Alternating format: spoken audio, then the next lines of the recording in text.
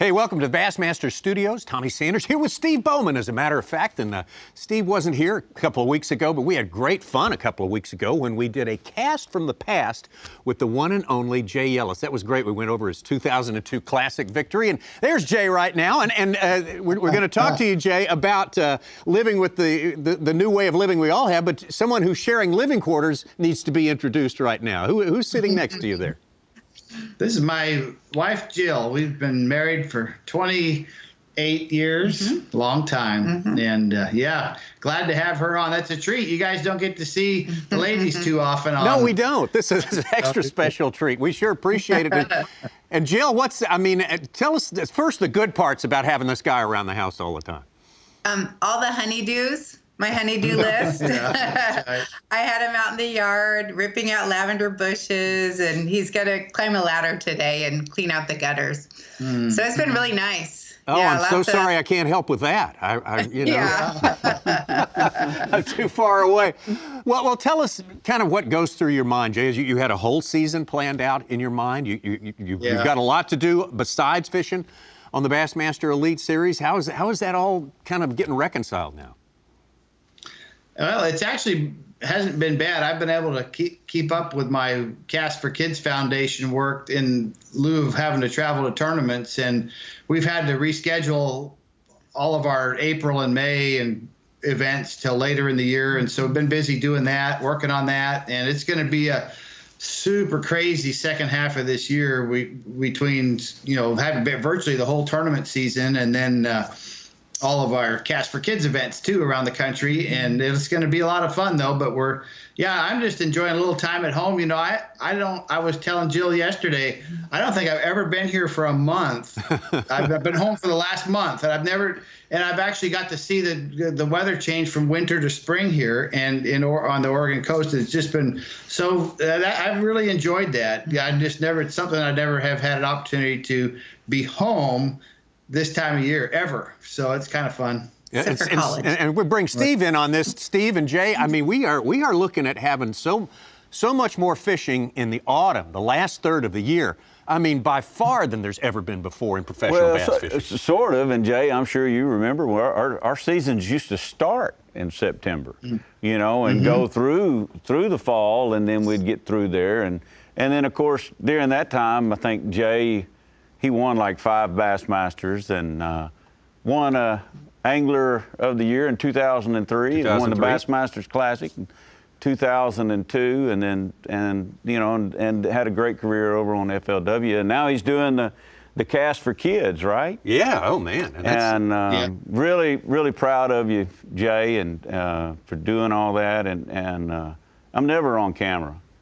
So this is, there's a reason for me. Yeah, I know. You never are. It's good to see you. You got a good presence. Well, the reason I'm on camera, Oh, yeah, let's get to that. That's kind of important. I serve as a board member for the Bass Fishing Hall of Fame. Oh, yeah.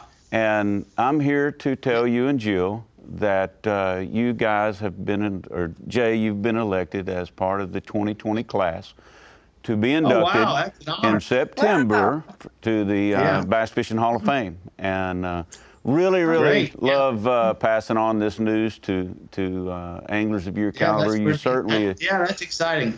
That's amazing. Yeah, thanks, Steve.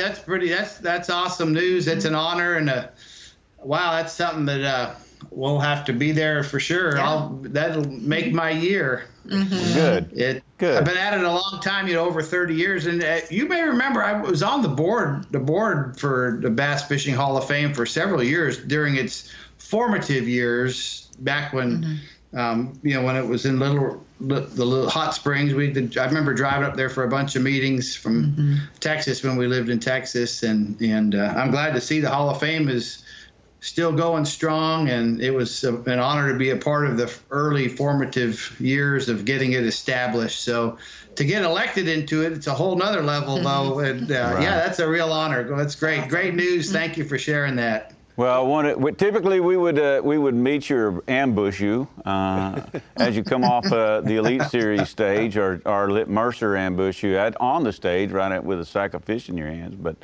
that didn't make it possible. We wanted you to know And Yeah, we that's wanted to great. pass on that news to you because it is such a landmark achievement. And man, I can't think of many people, if any Yeah. people at this point in time, that deserve it more. And you know, sitting here with a Hall of Famer, Well, Tommy Sanders, and I'm in a different That's right. wing. Different wing. not really. He's on the same wall. So. Jay, and I want to, I'm sure Jill can chime in. Jill, in his 4th decade now as a professional bass angler, I think you can think of a lot of reasons why. Well, he's one of these guys that you say, what, you mean he's not in it already? There's a lot of guys who fit that description.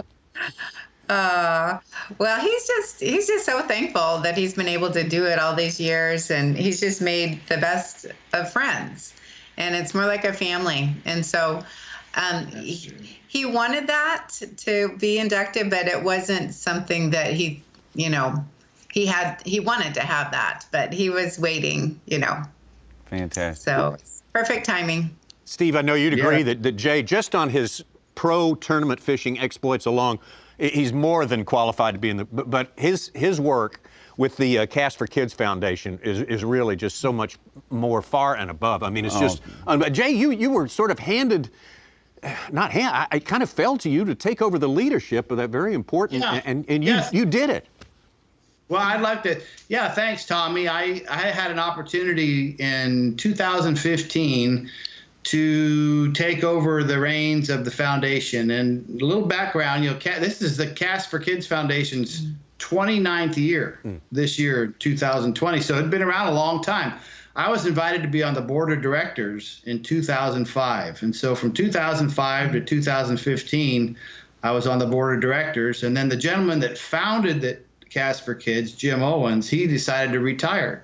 Time had caught up with him, and it was time for him to enjoy his retirement. So he announced to the board he was going to retire, and the board did a little search for his replacement. And I volunteered. I thought with the background I have and all the contacts I have across the nation, I just seemed like, after praying about it, that I'd be a good candidate for that, and maybe in the best interest of the foundation. So anyway, the board made that choice, and they put me I transitioned, which is kind of rare actually, from a board of directors position to the executive director, and more, in charge of the day-to-day operations. But I've loved it. It's been so much fun. It's the nation's largest children's fishing charity, and we put on events all across the country for children with special needs to get out and enjoy the opportunity to go fishing and boating.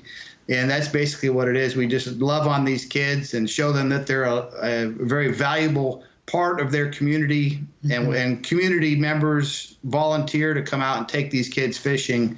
And so we just basically, the foundation organizes these events. We basically help to organize events all across America where community volunteers take special needs kids in the community out fishing. And they're really great events for the kids, for their families, but also for the community at large. It really strengthens the community. So I love it. I mean, it's just it's a lot of fun, and I also love the fact that I'm still able to compete on the Bassmaster Elite Series. And we got some new events, Cast for Kids events this year from tournaments last year, like in Waddington, where we have a Cast for Kids planned up there the day before practice starts, and it's going to be not in that general area on a different body of water than where the tournament is.